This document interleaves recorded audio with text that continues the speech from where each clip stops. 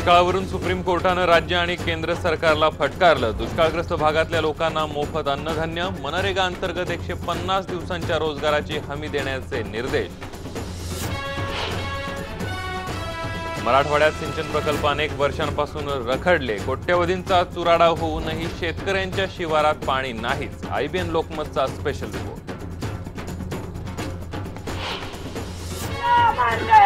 हैदराबाद विद्यापीठामध्ये विद्यार्थ्यांची निदर्शनं सुरूच, विद्यापीठाच्या कुलगुरूंना हटवण्याच्या मागणीवर ठाम। मनुष्यबळ विकास मंत्रालयाचं पथक करणार विद्यार्थ्यांची चर्चा।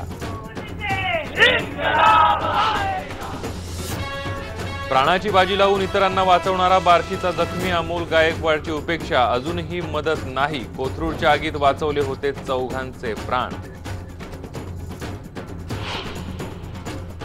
कॉर्पोरेट लॉयर जान्हवी गडकरचं लायसन्स कायमचं रद्द, गेल्या वर्षी मद्यधुंद अवस्थेत गाडी चालवून घेतला होता दोघांचा जीव। चीनच्या विकास दरात घट, गेल्या 25 वर्षातल्या सर्वात कमी विकास दराची नोंद। चीनच्या आर्थिक घसरणीला सुरुवात झाल्याचा जागतिक तज्ञांचा अंदाज।